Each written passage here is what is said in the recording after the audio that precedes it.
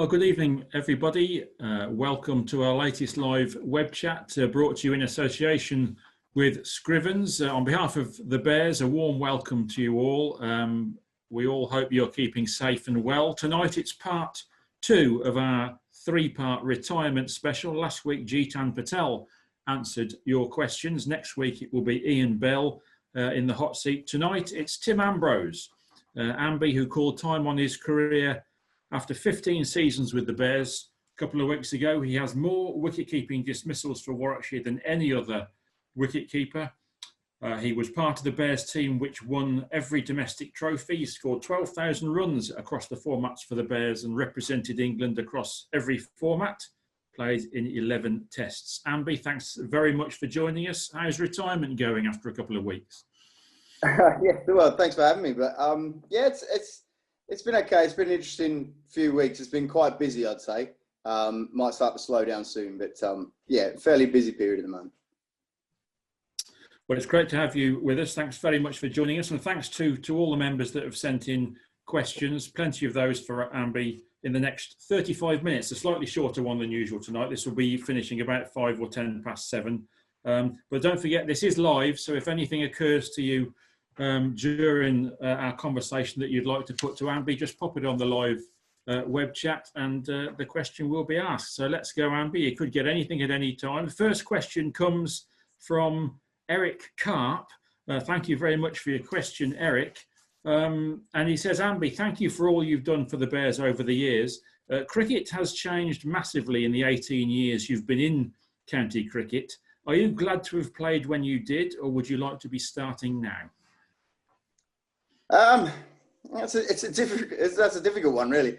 I'm glad that I played when I did. I mean, I've seen a lot of change in the game, and over 18, 20 years, you're going to see a lot of change. So, I've enjoyed the period I've been in. I think my bank manager would like me to start now. I would say. I think I missed probably a decade of a bit better pay, but I'll be honest, that was never really, it might sound a bit corny, but that was never really a huge motivation for me. And I don't think that it would be if I played now. So outside of that, no, I think I'm glad I had my time, and, it's other people's turn now. I think the game from where I sit looks pretty hard for the lads coming through now. So I'll let them take that. Thanks, Harry. Question from Arthur Poppy. Thank you very much, Arthur, for your question. He says, Amby, as at Sussex, you you battled with Matt Pryor for the keeper's spot, and then at the Bears, various players were rivals for the keeper's spot. How easy is it to be friends and rivals with teammates when you know that you're fighting for one place in the team?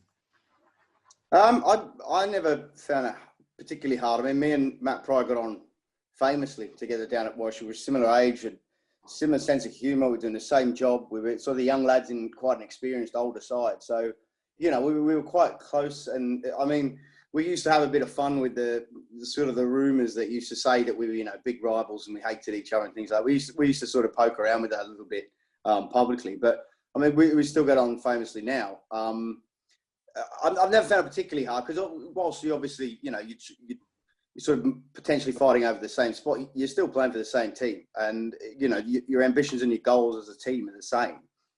You want to win. And I think the thing with myself and Matt down at Sussex was we knew that whoever was keeping, the other one was good enough to make sure he was going to get in the side as a batter. So, we kind of knew we were always going to both play if we were playing our best cricket and doing everything right. So, the door's not just shut on, you've got one keeper and that's it. You see how many players around the county have, a number of keepers in their first team and, only one keeps and the rest of the guys bat and they might switch it around at times. So, it's more than just one job now, I think. But I never personally found that difficult, but I never really had disagreements with any teammates, to be honest. It's just not really my way, even people I may not have got on that well with. I never saw the need to have fallouts or disrupt what it was we were trying to achieve. If it was just a personal thing or whatever, then there's absolutely no need to bring that into what we do. So I don't know. For me, I never found that particularly difficult, to be honest. A question from Carl Jordan, Amby. Thanks, as always, Carl, for your questions. It's a simple one, Amby. What advice would you give to any youngster who wants to be a wicket keeper? think if I'm honest, I mean, it's hard to give one piece of advice, but if I'm honest, the reason I got into keeping when I would have been probably about 12 or so, was that I wanted to be involved in the action, and I enjoyed the game. I enjoyed playing, and I wanted to play it as much as I could, if that makes sense. So that's why I got into it. And I think, you know, even throughout my career, certainly the last, 10, 12 years, that was still the main thing for me, was that I enjoyed, it might sound like a cliche, but I enjoyed being in the mixer, being in the middle of the action. And I think if that's where you want to be in the game, you know, if you want to be a part of everything that happens and sort of, play a pivotal role, then it's a perfect job to do. But I think, you need to embrace that. You need to embrace the sort of hard work that might come with it. The fact that you might have to sort of, have a little bit more energy at times when other guys might sort of have a break. You've got to enjoy the fact that, you can't go to the toilet in a session when everyone else runs off for a wee every 10 minutes. So that's always been a pet peeve of mine, no pun intended. But it's, I think it's just enjoyment. It's wanting to be involved in the game, wanting to be in the thick of the action, and enjoying being out there, sort of being a little bit of a hub of the environment in the field. You take it's the one role as a fielder. I mean, there's more. You've got slips and sort of mid-offs, and you've got guys who are specialist fielders now, but who are very good at that job. But the keeper is the one role where you really are sort of the focal point of what you do in the field, and fielding is a big part of the game. So, enjoy it and want to be that focal point, I think. You do need concentration, don't you? Because other fielders obviously concentrate, but the wicket keeper is on it, has to be on it every single delivery. May well come through to you, mightn't it? So it's quite a tiring gig, I would imagine. Yeah, it can, but I think it's like anything. You learn how to concentrate for those periods. You learn how to sort of switch on and off. You also learn the little signals that you're maybe just not quite concentrating as much as you should at any moment. And if you're aware to those things, you can sort of catch it before, hopefully, you make a mistake that could be costly. So I think, like everything, you learn that. But as I say, I think it's, if you want to be out there, if you want to be enjoying those hours in the field, and I don't think there's any better way to enjoy it than being a keeper. So, I think it's the best way to play cricket, personally. John Westwood sends, first of all, a message to Tim. He says, "Thanks, Tim, for all you've done for the Bears, a true Warwickshire legend." He's got a two-part question. First of all, who have been the three most difficult bowlers you've kept to over the years? Three most difficult. Cheetah Patel, certainly right at the top of that list, when he had Keith Barker's footholes. And I mean, so difficult. The pace he bowled, the amount of spin he would get in one direction and bounce and then slide one on the outside of right-handers especially was really tough. It took me years to sort of accept at times that there were some deliveries that I just couldn't stop, which is hard because keepers don't like to accept any sort of, buys or mistakes or whatnot. But I had to learn that. He's just really tough. Boyd Rankin was horrible. He used to wobble the ball at just a ridiculous pace at times. He used to sort of get balls to lift off nowhere, and it could be sort of 20 yards back, but it was still seriously dangerous keeping the Boyd at times. It's difficult. I'll take Sam Hain. I think we were speaking about his bowling exploits for the Bears in the past, and he certainly had a cheeky beamer in him as well. So when you stood up to Haney, you certainly had to have your wits about you, making sure you don't get one in the chop. So we'll stick Haney in there as third place. Maybe we'll see some more of his bowling in the future. The second part of John's question, I don't think Haney will come into this one. Tim, he says, who were the three bowlers that gave you most trouble when you were batting? Oh, God, take a pick. Wow, that's a long list. We'll try and narrow it down to three. Dimitri Mascarenhas had me on toast for years. He just used to sort of go slower and slower and sort of put catches in front, and eventually I think I just completely lose my rag and end up hitting one straight to sort of mid. I got caught everywhere off him in front of the wicket. I played around straight ones, and he outbowled me several times as well. He was a real nemesis for me in particular. It's difficult. I mean, I struggle with all sorts of bowlers at different times. I wouldn't say most trouble. I'd say I was speaking to Alan Richardson the other day, old Bears player now with Worcester, and as a coach, and saying about when he bowled and how he used to just work consistently in an area. And I found that, whilst I found that difficult as any batter did, it's a complete test of your patience. But I really thoroughly enjoyed that as well, because you knew if you got the upper hand or you got a loose one and you put it away, you knew that that was a really big moment. Whereas some other guys, you might be quite difficult and awkward, but they're going to give you balls to hit, and sort of you feel, whilst you might be a bit uncomfortable at times, especially some guys who are really quick, if you can stay in there, they're going to give you boundaries. You're going to score runs, and the ball's going to tick over. You're going to get more comfortable. I think those guys like Dimmy, like Riccio, it's a bit unfair to Riccio to compare it to Dimmy, certainly in terms of pace, but who really worked that area constantly and just tested your patience. But as I say, I always enjoyed when you sort of got one or two away from them, because it felt like a real achievement. So yeah, I'd say those guys are probably the toughest. I always thought they were the best bowlers, guys who had control and really sort of fine skills, just add little subtle differences that they could use within an area and really just grind batsmen down. So yeah, any guy who bowled around there was always hard for me. Carl Jordan, Amby, asks, who was the fastest bowler you kept to for Warwickshire and England? Boyd certainly had spells. Boyd Rankin definitely had spells. Dale Steyn, when he came over, he was really working on, I'm not sure what year that would have been, might have been 6 or 7, 2006 or 7, but he was quite young at the stage and fairly new on the scene, and he was working, I think he'd spoken a lot to Alan Donald, he was just working on really bowling with the Duke's ball, the English ball, and bowling in English conditions, and working on swing and line and length, much like what I talked about the bowlers before. But when something would rile him up, and we've all seen Steyn over the years, he can get riled up, and when something would rile him up, he bowled some absolute rockets at time that was just really, really fast. And he had the gear in him out of nowhere, where he'd be trundling along, and all of a sudden, you realise you've got to go about 10 yards back. And you hope you pick it up early enough.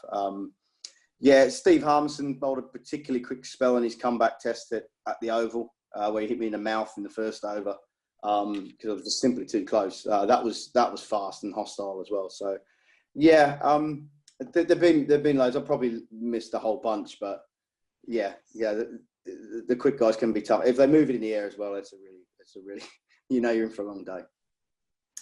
Question from Gordon Burns. Thank you, Gordon, for sending in this question. Amby, how far did your cricket go in Australia before you came to England? And do you think you would have won a state contract and possibly even played for Australia if you'd stayed? It's possible. It's hard to know. I did really well over there, to be honest. From my first year, I won everything at sort of our local area in my first year, and then started playing representative cricket, and then into sort of the New South Wales age groups from about 12s and 13s. And I did really well up there. I think I won New South Wales Young Player of the Year, I think 3 times in a row. So I was doing well. I was 3 hours away from Sydney, and it come to a point where, they sort of demand you play Sydney grade cricket, and I was, by sort of 16, I was working and things like that. And it was too much to go all the way to Sydney. I certainly didn't want to move there. And yeah, I mean, I think if I'd have stayed on and pushed on and done that, I think there would have been opportunities. Whether I would have taken them, who knows? But the opportunity to play in England came out of a little bit of fortune that I travelled here and then got given an opportunity. But there were some phone calls after the first couple of years when I was down at Sussex. There were some phone calls back in Oz about potentially, sort of pursuing it there and stuff like that. But I think I didn't really have too many questions about that. I was pretty pleased with the decision I made. I felt a little bit of a debt as well to Sussex and English cricket for giving me an opportunity that at the time, New South Wales just weren't willing to give lads sort of under 20 years old contracts. So, they just wouldn't have given that opportunity, and I was given that, and I felt a bit of a responsibility to sort of honour that. And I'm really glad I did. I have absolutely zero regrets about that. But it's hard to know what might have happened on the other side of the coin. You just don't know, do you? You don't. Charles Ross, good evening, Charles. Thank you as always for your kind comments and your questions. And he mentions your days as a youngster back in Oz, Amby. He says, I know you played for New South Wales under 17s. There is, he says, a fair bit of sledging between New South Wales and other states. Did you cop more flack from the Aussies for playing for New South Wales or when you got in the England team? And is there any specific sledges that you can share? I had, I often found there was there was always a couple of Australian players who would come over to county cricket who'd maybe played a handful of tests or maybe a few first-class games in Australia, and they might have known that I'd come through that system, and they'd always come over with an attitude that I sort of perhaps I bottled it and went to England instead, where in their opinion it was much easier, which was always interesting. I remember Doug Bollinger, who was Doug the Rug, who was quite famously quite loud with his mouth, but not a whole lot of brain behind it at times. But I remember him sort of playing for Worcester, and he was laying into me saying, I took the easy option. It's so easy to play in England, whatnot. And I said, well, you realise you're just insulting all 10 of your own teammates here. And then I got at the other end of I got up at his end. The umpire said to me, you do know that he's taken 2 wickets in the last 5 games over here. So it may not be as easy as he seems to make out it is. So I sort of had a little bit of a go back, and then he sort of abused me a little bit. And then he said, you know where the next one's going to be. I said, well, I do now, because you've told me. And he sort of banged it in halfway down. And I had a bit of a swab at it, and it was too quick for me. It was through me. I got a bit of an edge, and it flew over the slips, I think. And before he could give me a spray, the umpire came down and almost grabbed him by the scruff of the neck and had a right go at him. I thought, I don't know what's going on here. And apparently it was probably about 6 yards over the crease. He just run straight through the wicket and probably answered why it was so fast. But I thought I better, if he's capable of crazy behaviour like that, I'll probably just leave him to it. But yeah, you always got a few of the Aussies who used to have a bit of a chip on their shoulder about people going and playing county cricket. But it was always funny to see quite a lot of them come here and probably struggle. And I think they had a lot more respect for the cricket that was played over here if when they had some time here themselves. I don't recall Doug Bollinger as tearing it up, particularly in county cricket. But just on the subject of the chirp that goes out there in the middle, Charles Ross's other question, Amby, is he says many of us will remember Ashley Giles getting Tino Best out stumped by yards in a Lord's Test after the batsman was advised to mind the windows by Freddie Flintoff. Did you come up with any memorable chirps over the years from behind the stumps which brought a wicket? And just on extending that, Amby, I mean, not sledging exactly, but there is a bit of chat in the middle, isn't there, when you're trying to build pressure on the batsman? Did you feel comfortable with that? Were you part of it? Yeah, I mean, there definitely is. And there's different angles to work. I think the higher the level you go, just flat out abuse really doesn't happen as much because it's not really effective. You more look for angles on guys. If you know they're struggling with something technically, you can keep sort of working away at that. If you know there's somebody who might be insecure about a certain issue within maybe their position in the team or something like that, then guys will target that and be a little bit more creative. I wasn't overly involved in that stuff. I think I'd get upset when I felt guys were maybe disrespecting the game itself at times, so like, running down the wicket on purpose, trying to create rough for the last innings. And sort of, there was certain batters that when the throws would come in one day, they sort of wave their bat in front of the ball as you're trying to take it when no one's going for a run, but just try and get you to miss the ball and pinch a run. And just that sort of behaviour, I used to sort of see red occasionally with that. I wasn't a fan of people who didn't show respect for the game. I was happy to play it as hard as you like, but there's ways to get edges and then, get an edge on your opponent. And then there's ways where you really just, you have this thing called mother cricket and you kind of, you don't disrespect that. You don't disrespect the way the game should be played. And I always felt there was a line. And, any of the big bust-ups I personally had on the field, no, there wasn't many and it wasn't particularly big, but it would have been around those issues. I was not a fan of those. But, yeah, the other stuff, I left it to the guys who were maybe a bit wittier, maybe a bit braver than me and, we're willing to. I mean, it always made me laugh, guys, how often, occasionally, it would get to the point where they'd offer each other out in the car park after the game or something like that. Like some sort of school kids. I always used to have a little bit of a chuckle to myself about that. But I was sure never to get into those sorts of conversations because I always thought that was slightly embarrassing at times, to be honest. But yeah, it was good fun. It was good fun to be a part of. But yeah, I wasn't a massive instigator in that, to be honest. Michael Buchanan, thanks, Michael, asks an interesting question. Amby, who would you always want next to you at first slip? Firstly, as a catcher, and secondly, for the chat. And I'll tell you what, let's extend that. Give us a cordon. Who would you want as the 3 slips alongside you for catching, first of all? Catching, I would have probably Varun Chopra at first. he was exceptional, underrated how good he was in first slip. I don't think anyone really took notice of just how good he was in there for us. Ricky Clark is obviously second. Second slip, he was outstanding. Third slip, I mean, look, it's a difficult one because the first one was about, you know, for banter, guys, for banter stuff like that. And I had to stand next to Chops and, you know, Jonathan Trott, and now Will Rhodes. You know, I mean, if we're looking for banter, then we're looking in the wrong place. I'm only kidding. They're all great lads. But my third favourite catcher I worked with. I mean, I played a few tests with Andrew Flintoff, who saved my bacon a couple of times on nicks that I probably should have gone for. But Freddie was so huge. His hands were so massive. He could just sort of fall slightly to his left and just sweep up anything that you'd forgotten to dive for. So, yeah, you'd have to put Flintoff in there. He just made it look ridiculous at times. And what about three fellas who might not take the catches, but you could forgive them because they were such good company? I'd put Will Portfield in there. Good buddy of mine, and just a great bloke. You'd be happy to have him next to you anywhere, really. I'd put my old mate Jeets in there.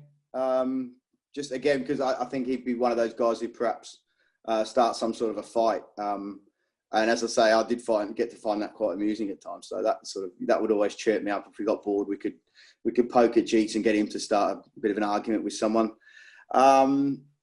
Third one from the guys I play with, I'll probably have my other two good mates from Warwickshire, and Ian Westwood and Jim Troughton will probably be squeezed in there. You could stick them, you know, behind each other. I mean, they didn't have great records for catching in there, so you know they probably you could stick them on top of each other, and I still don't think anyone would catch it. Either of them would catch one, but I'll be more than happy to have them next to me for a day. That's for sure.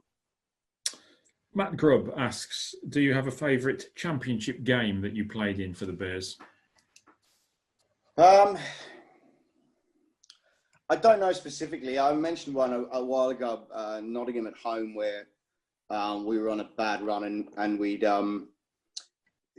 lost the first session horribly. I think they were about 120 and might have been for one. I think we got a wicket last ball before lunch, and we were getting beaten up left, right and centre. And Notts were a team who were quite famously used to sort of, you know, say that we were soft publicly and used to, you know, accuse us of that and try and capitalise on that. So, you know, all of a sudden there we were not on a great run, and they were sort of basically about to beat us up again. And we had a choice, either sort of roll over or do something about it.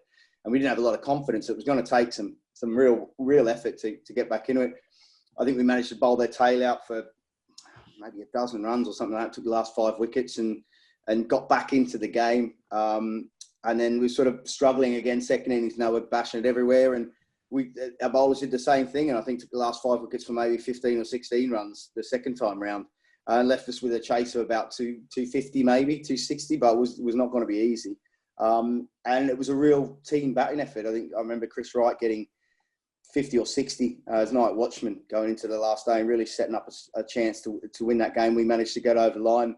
I remember it partially probably because I got sort of 70 or 80 not out and was there for the winning runs with Keith Barker, which is always a nice feeling. But I felt at that time as a team, we really had a lot of questions about ourselves and we were very low. And that win for me set up a lot of the success that came along in those particular years. I think it gave us a lot of belief about ourselves. And it stuck out to me as a pivotal moment in how we were going to respond to situations. And yeah, that one sticks to me. There's many others, and I could talk about every detail of Warwickshire games for hours on end. But that one always sort of jumped out at me as I think it was a bit of a catalyst for how we went about our business the following couple of seasons with, you know, second place and then winning the title and you know, a couple of one-day trophies and T20 in there as well. And yeah, as I say, that I always remember that game as quite important for us. That sort of leads us on to the next question from Carl Jordan.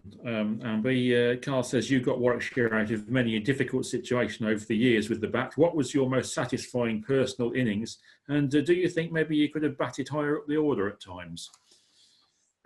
On the last bit of the question, I mean, possibly, but I was, you know, I mean, we've had many discussions.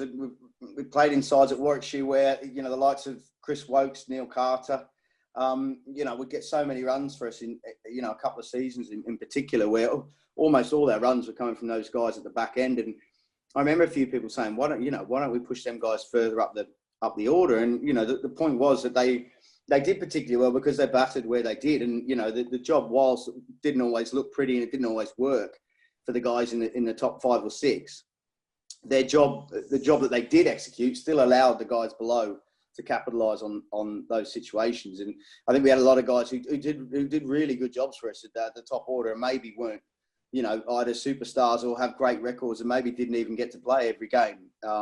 You know, but when they did, there was moments that they did some of the hard work that allowed the guys like myself, like Ricky Clark, like Chris Wokes, Keith Barker, Neil Carter at times, to get our runs further down the order. And, you know, that's how cricket works. You can't just say whoever got the most runs last week bats first. That's not how the game is. So I think you've always got to respect that. Was the first part of my favourite innings, was it? Yes. I was thinking about one. I've been reading some of the stuff online on Twitter and stuff the last few days, and brought back a lot of memories of games that I hadn't really thought about. But there was one against Northants, a one-day game. It was just before I got runs against Durham. I think I got 130 in the last group game against Durham in a one-day game. And the week before we played Northants, they got 300. They had a pretty good side, Van der Vath and Klusner. And I remember going in, I sort of used to get pushed up the order to 4 quite a lot, especially when the spinners came on around that period. Mark Greybatch liked to use me like that. And I think we were maybe 70 for 3 or 4. And I've gone in at 5 or 6. After 25 overs, we needed 300.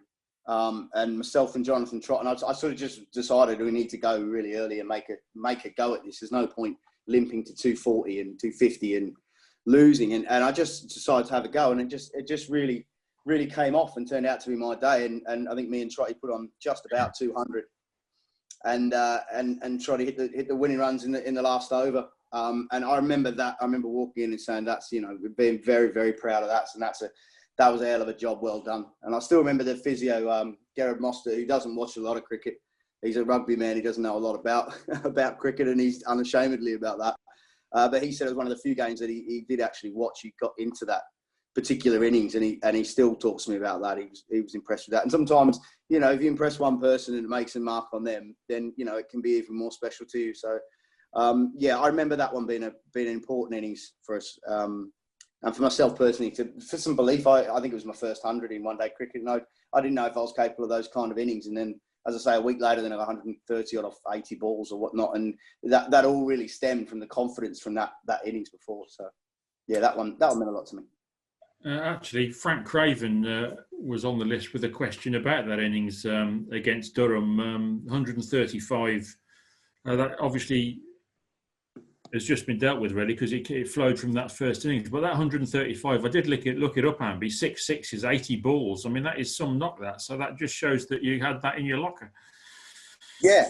As I said, I mean, I think I surprised myself a little bit with that one, and it did come from that confidence from the week before. But yeah, I mean, that felt amazing. I remember that like it was yesterday. It was a must-win game in the group stage, and again, we were just sort of teetering, batting first. And again, I think I just had confidence in my game at that time to say, right, well, I'm going to make a push at this, and I'm going to make a statement and make sure that we get enough, more than enough, not just, you know, a competitive total. And yeah, I was able to pull it off. I remember my dad was over visiting at the time, and he was staying with me, and he was going to come to the game. And I remember batting the whole time, thinking, oh, he'll be so impressed with this. He'll be so glad he's come over, and I'm so proud I've managed to put a knock in for him. And I came off, and I couldn't really see him anywhere in the crowd where I thought he might be. I was like, oh, okay, never mind. And I spoke to him afterwards, and apparently he was waiting for a carpet to get delivered to put into my spare bedroom that he got me as a surprise. And it was late coming, and then he had to fit it himself, and he missed the whole innings. So that was kind of typical of him, that he was always, you know, doing something for someone else, and often he'd miss out on, you know, a moment that he might have enjoyed. But yeah, I sort of remember it for that, but in a comical way, because in my eyes, it kind of sums up who my dad is, really. Actually, that's comes into your family comes into question from Eli Z. Farn, and thank you as always for your question, Eli. And he mentions, but your test century in only your second test must have been very special. with your family there, and it must have also made you feel part of the test team in only your second test, really part of things. Your recollections? Yeah, I think it did. I mean, all my family and a whole load of friends I'd grown up with had travelled over to my first test at Hamilton, and I managed to get 50 in the first innings. But I had amazing support there from so many people, and that was just a brilliant moment. I remember that so well. And I also remember, on I think the third day or so after I'd got 50 or whatnot, I remember sort of at the back of the change rooms, and Brendan McCullum was there, and we were having a chat, and he said, mate, congratulations getting 50 on your first innings for England. That's fantastic. He said, all you got to do now is do that every single time you bat, and they might not drop you.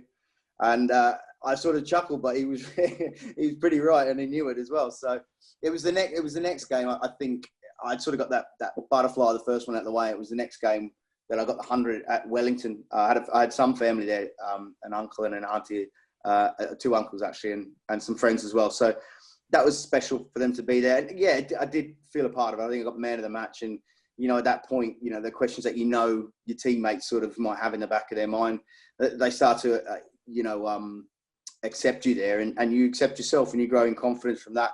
I didn't quite kick on the way I'd have liked, but, sometimes that's the way it works. But I certainly felt like all the test matches I played after that period, I certainly didn't feel like I didn't belong there, and nobody in that team or the various squads I played never made me feel like that. I think they accepted me a bit more, and that's just a fact. You have to do that when you go into the next level up. You have to get runs early on. It's just how it works. And so I was fortunate that I did that. So whatever time I did get there, I got to enjoy it as a part of a side that won a couple of series and got to enjoy those moments. Arthur Poppy actually asks about your international career. He says, how big a difference did you find it between county and test cricket? I'm guessing in every way it's a hell of a step. Yeah, it is different. I mean, the cricket is different. It is another step up. I think the fact that you've got, generally fairly world-class bowlers, bowling constantly. There's no sort of games where you might, a team might be missing a few of their best players through injuries, and some guys might be nursing injuries, and there was none of that. Everyone was fit and firing to go, and every spell, every bowler bowled was, almost like their last one. So the standard was better. The scrutiny was tougher. The build up, there was generally a 7-8 day experience, a test match, and everything that went into it. And mentally that's quite tough, and it's a difficult thing really to get someone ready for, or to understand about before you do it. It's just how quickly certain people adapt to it, and others don't, I suppose. But I did find it harder, and rightly so. I'd have been very disappointed if it wasn't. So it was always a good challenge, and it's called Test cricket, and there's a reason you want to play it. There's a reason everyone wants to play it, and it is a test, and you do find out the answers to the things that you might have questions about. Am I good enough? Would I succeed? Would I manage in that environment, in that situation? I guess in my mind I got to answer quite a few of those questions, and as I've said before, I still to this day feel very fortunate that I was able to achieve that goal. However it turned out, I was able to achieve it, because it's not an easy thing to do, and anyone who gets to that level should have a certain amount of respect, certainly from their peers, for being able to achieve it. Absolutely. Just one more from your international career, Amber. How many times a day does Cheetah Patel remind you that he got you out twice in Test cricket? That's an odd one. I mean, I've avoided that with Cheeks as much as possible. He does bring up occasionally, but he actually, I was with him yesterday, and he actually managed to bring this up, I think, at least 2 times. But yeah, I think. I mean, he's running joke is that he got me out in the first test, and he got me out in the third test, and he didn't play the second test, and I got 100 in the second test. So he feels very confident that he's got the wood over me, and I'm going to be like, I'm not going to lie, but I'm not going to disagree with him. But he nicked me off twice from around the wicket. I just didn't know how to play that really. I didn't really have a great game plan for it, and he's a very good craftsman, and he slid a couple across me, and I nicked him. And I remember he came to Warwickshire, and the first time I faced him in the nets, he pretty much just looked at me, and we'd never spoken about it. He just kind of looked at me and went, I'm coming round the wicket. And he's kind of done that ever since, really. Every time he comes up against me in the nets, he, as a nod to that, I think, without him being too brash and aggressive about it, he tends to always go around the wicket with a little bit of a wink and a little bit of a twinkle in his eye. So, yeah, I've got to doff my cap. He had me on toast. Roger Retty asks, is there a change to the laws of cricket that you would like to see? Change to the laws? I'd like to change some of the laws back. I mean, there's a real fascination with tinkering with laws in the game at the moment, and some of them are just, I don't understand where they come from. As players, we get asked and surveyed every year about some of the things we think are important, and we all kind of come up with the same 2 or 3 things that affect pretty much every team throughout a season. We always mention those particular things, whether it be light meters, whether it be the roller, the coin toss, which for some reason now is something we don't want to do. I don't understand any of that personally, but we seem to, the things we talk about are things that they've changed, and we're like, well, that hasn't worked. I think we should go back to what we know works. And then at the start of the next season, they've probably changed 2 completely different things that nobody's talked about and left the other 3 alone. So I really don't know at times how they come up with some of the slight changes in the game. As I say, I think I understand the need to tinker and to move and to change the game and to try things. I've got no issue with trying things, but I think you need to know when they haven't worked and when you might need to take a step backwards and kind of maybe restart and not try and reinvent the wheel too often. Maybe just try and find out where you can pump a bit more air in the tyres and let a bit out rather than trying to completely rebuild it. So I understand that at times we're guinea pigs for that, but yeah, it'd be nice if occasionally they sort of realise that they got something wrong and take them back. I mean, I remember playing a couple of years without light meters, and it was just down to the umpire's eyes, and it was just an absolute circus. And I don't understand how we got to that point. We've managed to come back to light meters a little bit. It's still a little bit grey and a little bit fuzzy. The heavy roller's always been one that's been hard to work out what rule we're playing each year. And again, as I said, the coin toss, I've no idea why we don't, what was ever wrong with the coin toss. We do it pretty much for not just cricket, but every single sport and every single decision that's decided like that. So I don't know why we tend to change things. But as I said, I don't mind changes. I don't mind trying to improve the game, but it's seeing what works and what doesn't. And if it doesn't work, then don't carry on with it out of stubbornness at the detriment of the game, because I think that's at times what we've seen. And, I mean, there's talk about the rule for this year, obviously with the limited games, there's talk about keeping this 120 overs at the start for the first innings of each side, and potentially the new ball at 90 overs, which, I mean, I don't know where they came up with this 120 overs first innings, but it absolutely ruined games, in my opinion, last year, and it made no sense. And I hope that one gets abandoned and put in the heap, the bin of, or the file of tried that, and it just doesn't work. But we'll see. We'll see. As I say, they'll probably come up with something to do with the front foot bowler's line, or where the wide marker needs to be, or maybe they'll throw a 4th stump in there next year. I have absolutely no idea, but I can almost guarantee it'll be something that no one's talking about. What about the many people in cricket, Amby, think that leg byes should be abolished? Where do you stand on that? Do you mean you'd move them into sort of so that the bowler gets punished, or? No, just mean that you can't run if it's no extra. That'd be difficult. I'm not a huge fan of that, because I think if a bowler strays onto someone's pads, then I think they're lucky if they get away with leg byes most of the time. So I don't want to. I think they're pretty lucky usually. They're pretty happy usually. They get a dot ball into their name. So yeah, I don't think there should be a reward for bowling into people's legs. I think you can create a lot of problems around the wicket. You might then have to start to look into the leg side wide rule from around the wicket for seamers and all sorts of stuff. So again, I don't think there's any real need personally to change that one. But yeah, we'll see. That might be one they'll do. That wouldn't surprise me. Eric Karp comes up with an interesting one. Amby, you are in a bowl out, or there is a bowl out, and somebody needs to hit the stumps for a bowler to save your life. Which bear or former bear would you pick to bowl that ball? I think you'd have to look at records, and you'd probably have to say who's probably has the best record as a Warwickshire bowler in your side. And I think if I could get the tape and all the stuff off my fingers in time, I think I'd probably be the guy for that job, to be honest.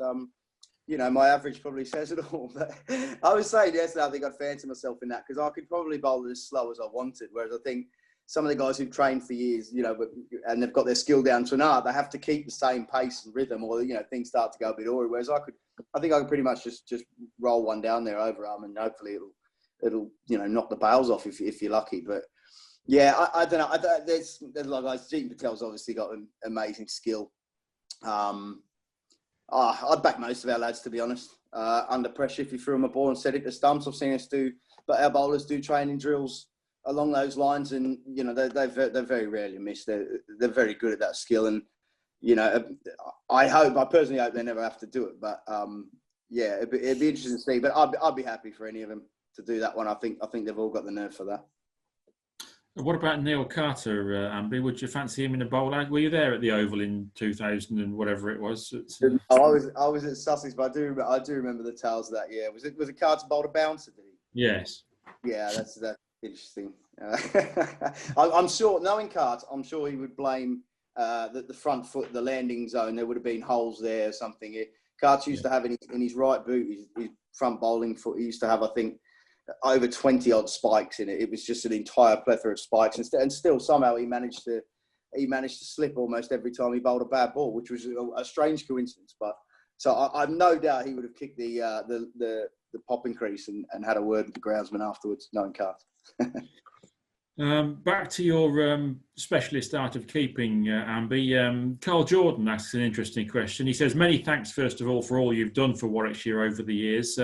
He says, how important is it for a wicket-keeper to have a real understanding with the bowler? Jeets, of course, is an obvious example for you. And what type of signals do you exchange with the bowler to advise of any weaknesses you spot in the batsman? I think it's hugely important to have relationships with all your bowlers. Your spinner's obviously very important. Most good spinners will use you for pace, for plans, for ideas. You've got a different look at things from your end.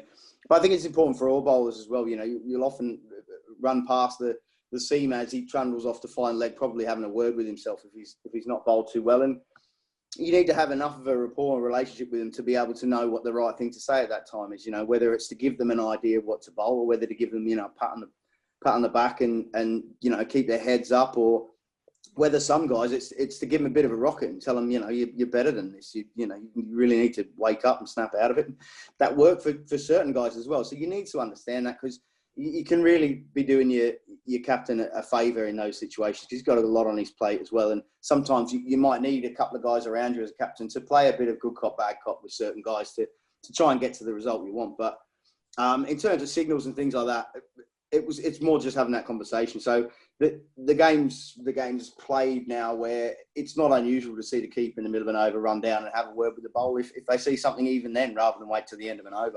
Certainly in T20 cricket where it's so fast. So I think you need to be on your toes. You need to understand the game. It takes time to do that, and it takes you to talk to people, talk to your bowlers, get to know what their strengths and weaknesses are, and where they feel things start to go wrong if they're losing their line or their length, and maybe you can see something, and maybe you can remind them of something that they've told you that they might forget in the heat of the moment when things aren't going quite right. So I think it's hugely important. As I said before about keeping, you can be that focal point. You can help as much as you want, as much as you try, and as much as you feel you can. And as I say, I always saw my role as more or less a vice captain, really, in that it was my job to assist my captain in what it was we were trying to do at the time. So I'd need to know what his plan was, and I'd need to know where the bowler's at. And sometimes you can be the middleman to sort of find the right mix in that. But I love that part of it. I love that the mental, the strategy side of the game, and I thoroughly enjoyed learning about that all the time, and right up to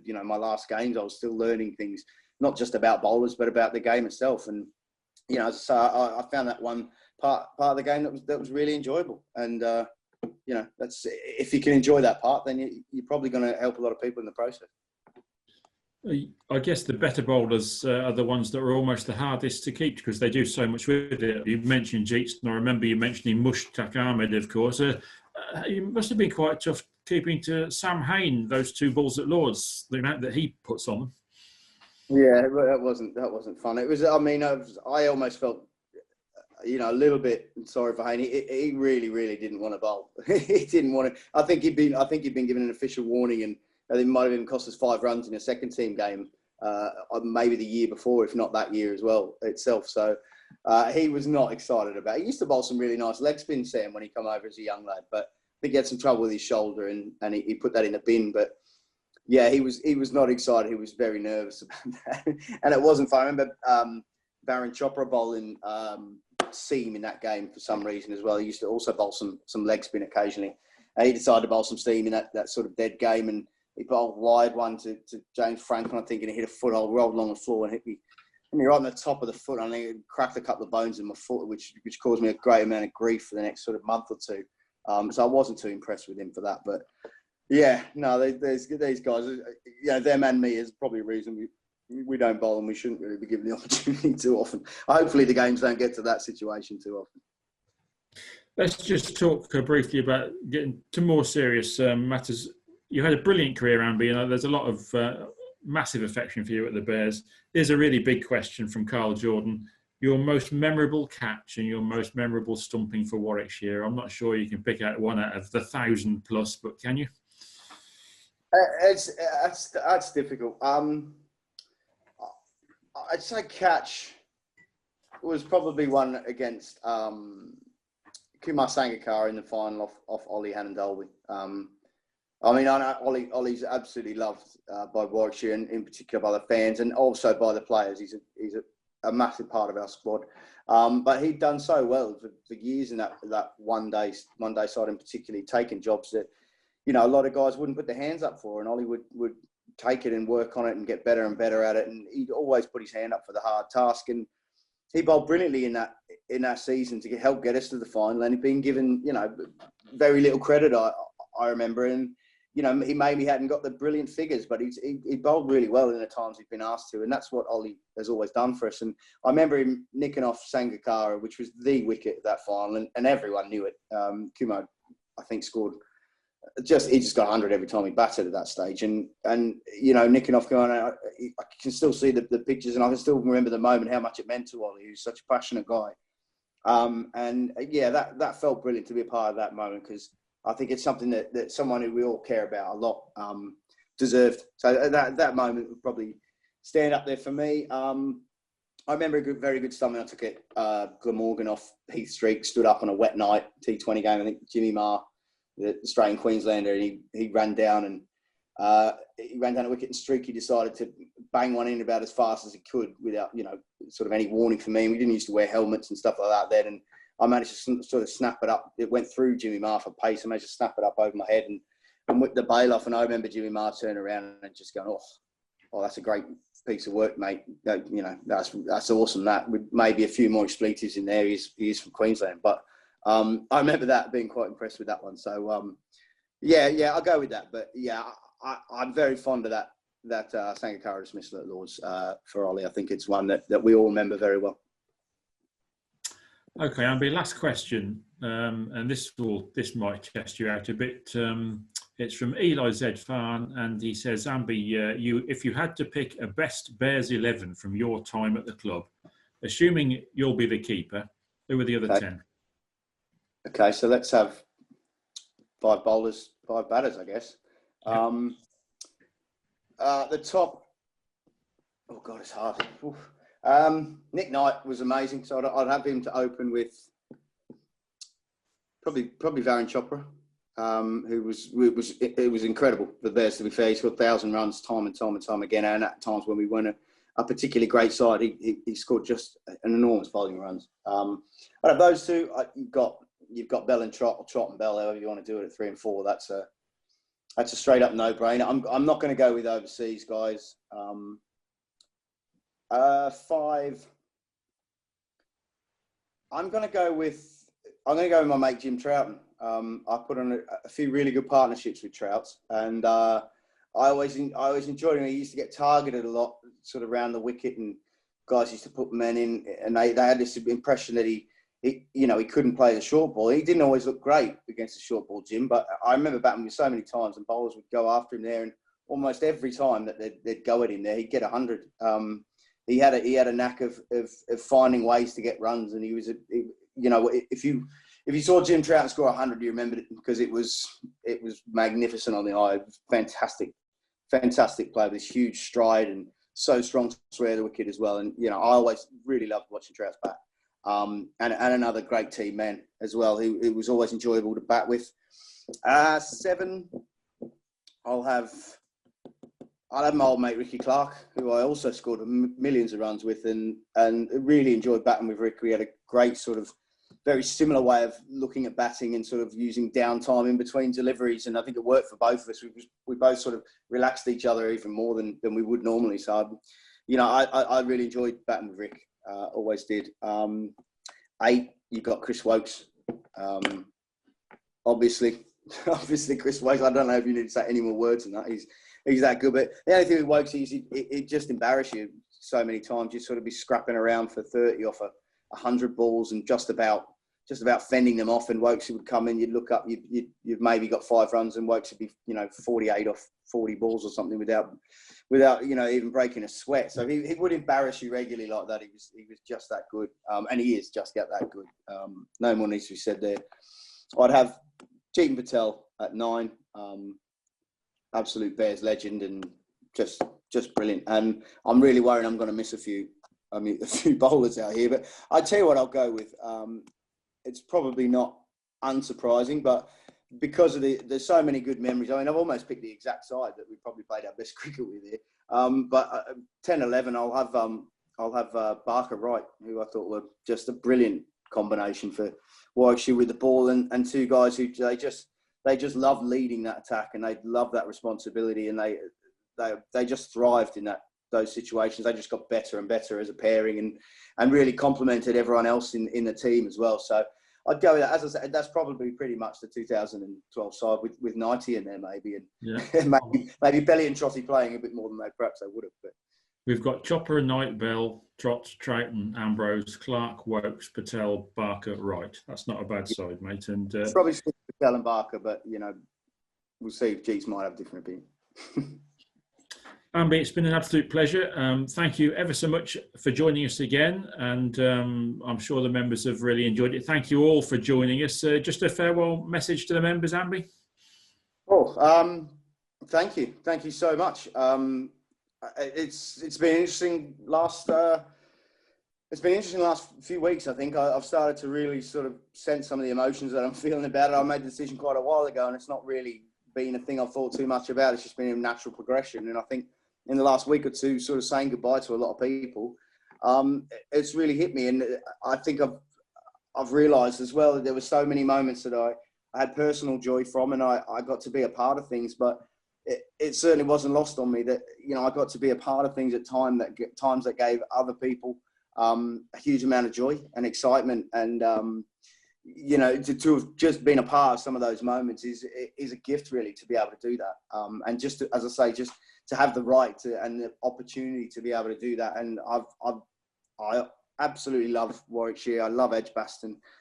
It will always mean so much to me, and a very, very big part of that club and how everything works there are the members and the fans who you see not just at Warwickshire and Edgbaston, not just all over the country, but all over the world. And it is a huge club to be a part of, and one that I can assure you every player I've played with understands the value of what it means to wear that bear, and that is 100% representing people who support you and follow you and watch you and get to enjoy those moments that at times we don't realise that that it gives joy, and it gives feelings to people other than just us. And as I say, the privilege of getting to be a part of some of those moments is not lost on me, and one that I feel very special about and very honoured to have done. And I thank all of you for support. I thank some of you for the criticism at times. It's not always a bad thing. I think players can be better served by being able to handle those sorts of things, because you can use that really well for yourself if you're good enough. But thank you to all of you. I believe that at the bottom of all your hearts, you do care about Warwickshire as well. And anyone who cares about Warwickshire Cricket Club is a good person. He's a friend of mine, that's for sure. Amby, many thanks to you. You know that whatever the future brings you in Aussie, in Oz, or whatever, the very best wishes from all at the Bears will be with you. Thanks, Amby. Thanks to everybody for joining us. Next week, it will be Ian Bell in the hot seat answering your questions. So please do let us have your questions. So good night, everybody, and Ambi, take care.